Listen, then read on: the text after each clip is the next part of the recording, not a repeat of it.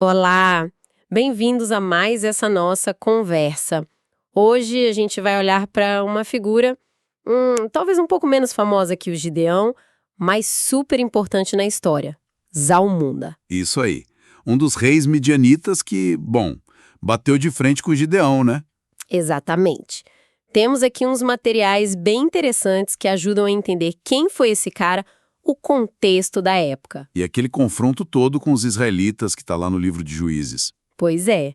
Nossa ideia aqui é desvendar um pouco mais essa história, sabe? Ir além do básico. Com certeza. Então fica a pergunta, né? Quem era mesmo o Zalmuna? Porque a história dele, mesmo sendo, digamos, o vilão no relato bíblico, ainda chama atenção. E o que esse conflito nos ensina sobre aquele período, sobre aquelas dinâmicas todas? É isso que a gente vai tentar entender. Legal. Para começar, então, as fontes são claras. Zalmuna, rei midianita. Mas ele não estava sozinho nessa, né? Não. Tinha outro rei junto, o Zeba. Os dois lideravam essa coalizão contra Israel. Isso lá pelo século 13 a.C. E do outro lado, Gideão, o juiz de Israel. Exato. Mas é importante entender o que significava ser um rei midianita naquela época. Não era bem como a gente pensa num rei hoje, sabe? Ah, como assim? Bom, os midianitas, as fontes descrevem eles como um povo nômade ou seminômade, descendentes de Abraão, mas por outra esposa, Quetura. Certo. E eles aparecem várias vezes como inimigos de Israel na Bíblia. Isso. E o ponto-chave é que eles não tinham um reino unificado, centralizado, como Israel viria a ter depois com Saul, Davi. Não era um império, então. Não, longe disso. A estrutura era diferente. Eles moravam em cidades fortificadas, sabe? E essas cidades ficavam meio espalhadas, às vezes até em territórios de outros povos, tipo moabitas, amonitas. Entendi. E cada líder dessas cidades, desses clãs mais poderosos, era chamado de rei. Então, Zalmuna era um desses. Um líder local forte, o governante de uma cidade ou região. Ah, então ele e Zeba eram tipo chefes regionais que se uniram. Exatamente. Não um rei de toda a nação midianita. Essa fragmentação é um detalhe importante para entender a dinâmica toda. Faz sentido. A ameaça vinha dessa união de forças locais. E o material que a gente tem aqui levanta uma hipótese interessante, né?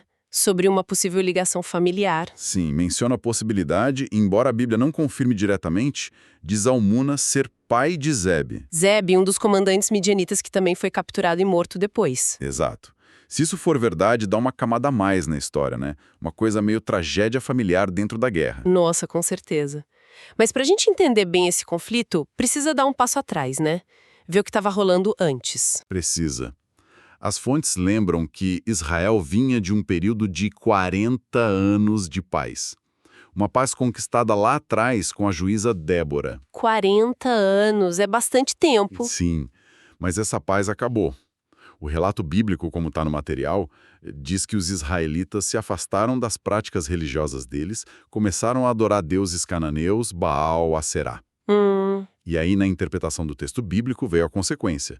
Deus teria permitido que vizinhos midianitas, amalequitas, outros povos do leste, invadissem Israel. E não foi uma invasão só, né? Foi algo constante. Exato. E durou 7 anos.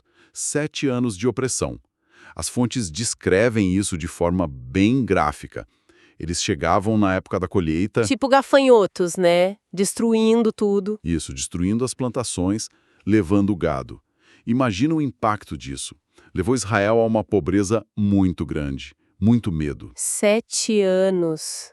Nossa. O texto de Juízes já é bem claro, né? Diz que Israel ficou muito debilitado com a presença dos midianitas.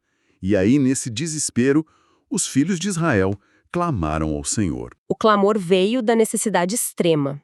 E Zalmuna, junto com Zeba, eram a liderança por trás disso tudo, né? Coordenando essas invasões, esses saques. Eles eram a cara dessa opressão para os israelitas. Mas aí, depois desses 7 anos de sofrimento, o cenário começa a mudar. Deus chama Gideão. Isso, por volta de 1150 a.C., mais ou menos.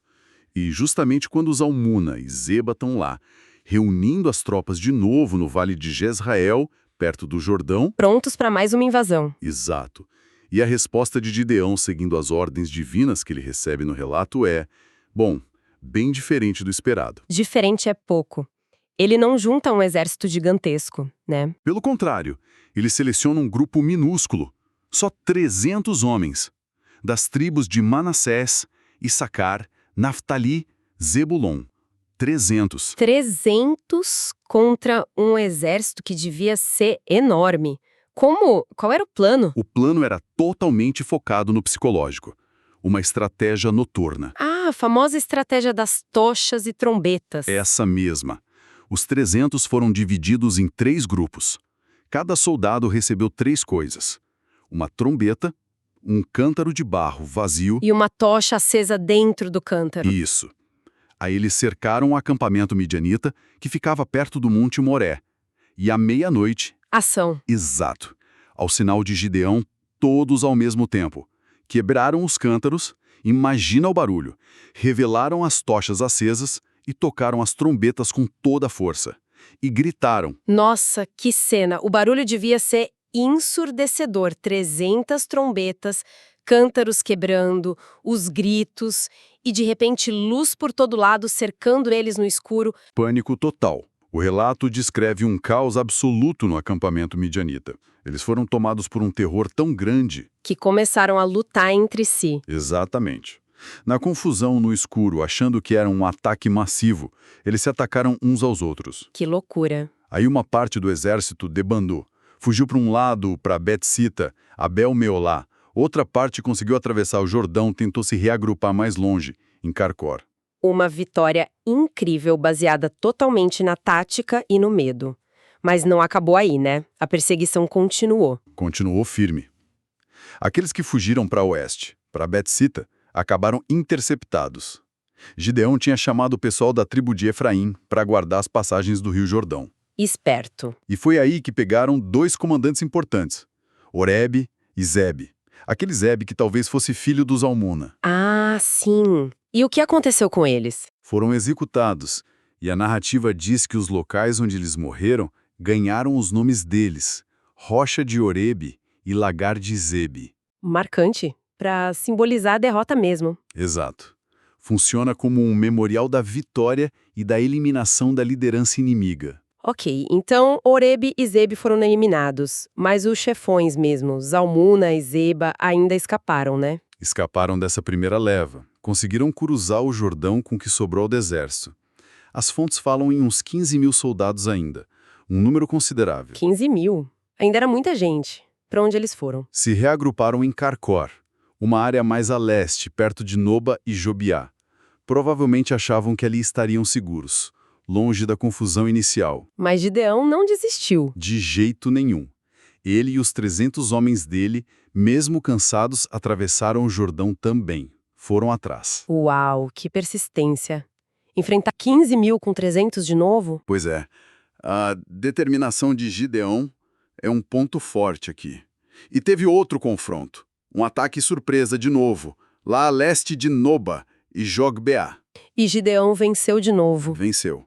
Atacou o acampamento que se sentia seguro, dispersou o resto do exército e, dessa vez, finalmente, capturou os 2 reis, Zeba e Zalpuna, vivos. A liderança midianita, enfim, capturada, e o fim deles.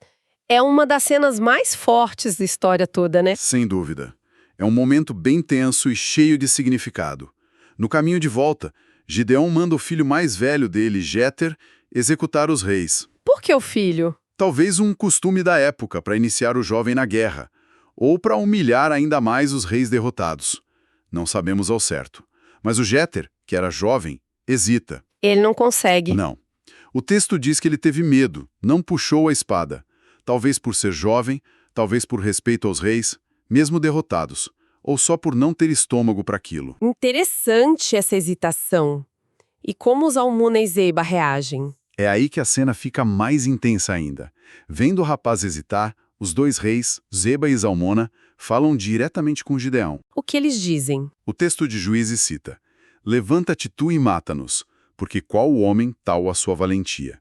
Basicamente, eles desafiam Gideão a matá-los ele mesmo. Nossa, que forte isso. É como se dissessem: se é para morrer, Que seja pelas mãos de um guerreiro de verdade, não por um garoto hesitante, mantendo uma espécie de código de honra guerreiro até o fim. Uau, E Gideão faz isso. faz. O texto continua. Então Gideão se levantou, matou Zeba e Zalmuna e tomou os ornamentos em forma de lua que estavam nos pescoços dos seus camelos. Preferiram a morte pelas mãos do vencedor. E ele ainda pega os ornamentos dos camelos. Sim, aqueles enfeites em forma de meia-lua deviam ser símbolos de status, talvez de proteção, algo importante para eles. Tomar esses ornamentos era o ato final de vitória, de tomar o poder do inimigo. Falando em significado, tem uma coisa curiosa que o material aponta sobre o nome Zalmuna, né? Tem sim. O nome vem do hebraico Tzalmuna, e o significado é bem pesado. Qual é? Matança ou sacrifício. Matança ou sacrifício. Nossa, que nome! Como a gente pode ler isso dentro da história? Pois é fascinante, né? Esse nome parece ecoar a história toda. Será que refletia a fama dos midianitas, a natureza guerreira deles? Ou era algo específico da linhagem dos Zalmuna? Não dá pra saber ao certo a origem. Não, mas a ironia é muito forte. Um rei chamado Matança ou Sacrifício, que lidera anos de saques violentos. E acaba ele mesmo sendo morto, sacrificado, de forma violenta, no fim da guerra. O nome parece quase uma profecia do destino dele no relato. Exatamente. É uma conexão muito forte para ignorar. Então, juntando tudo isso que a gente conversou, que a gente viu nas fontes, como a gente pode resumir o papel do Zalmuna nessa história toda? Olha, Zalmuna foi sem dúvida uma figura-chave na opressão que Israel sofreu e que levou à ação de Gideão.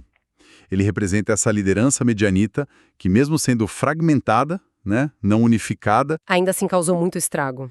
Exato, muito sofrimento.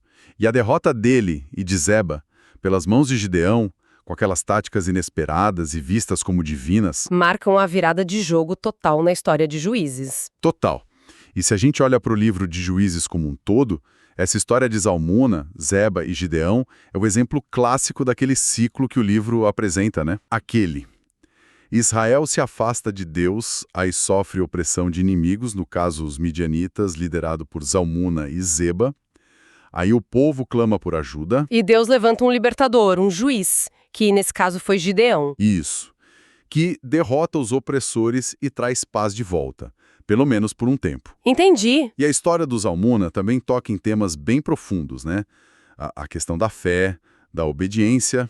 Gideão teve que confiar numa estratégia muito louca. Verdade. A natureza da liderança, a Gideão, que era meio relutante no começo, contra a dos reis midianitas, que parecia mais orgulhosa, mas falhou. E as consequências brutais da guerra, né? A violência está muito presente. Muito.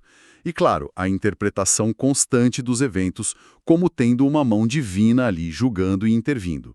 Olhar para os Zalmuna ajuda a gente a entender melhor não só o inimigo, mas a complexidade daquela época, das relações entre os povos, a dureza da vida. Faz todo sentido. Entender o antagonista dá mais profundidade para a história do herói e para o contexto todo. Bom, recapitulando então a nossa conversa. A gente viu quem foi Zalmuna, esse rei midianita local, o papel dele na opressão de Israel por 7 anos, a campanha militar surpreendente de Gideão, que levou à derrota e captura dele e de Zeba, aquela cena final da execução. E até o significado sombrio do nome dele, matança ou sacrifício. Exato. E acho que essa investigação toda deixa a gente com uma pulga atrás da orelha, né? Uma questão para pensar. Qual seria? Pensando nesse nome, matança, sacrifício, e no fim violento que ele e Zeba tiveram, um fim que, dentro da narrativa, é justificado como parte de uma libertação divina. O que isso faz a gente pensar sobre a guerra naquela época, sobre as consequências, essa brutalidade toda, mesmo num contexto que o texto considera justo, como isso moldava a visão de poder, de justiça, até do sagrado naquele mundo. É uma ótima reflexão. Como a violência explícita, mesmo quando vista como sancionada por Deus no relato, fazia parte daquele ciclo de poder e conflito. O que isso diz sobre a condição humana e a busca por ordem e libertação naquele tempo tão diferente do nosso. Exato. Uma reflexão forte para a gente terminar. Essa brutalidade nos força a encarar a complexidade moral dessas narrativas antigas e os ciclos de violência que, de certa forma, ainda ecoam.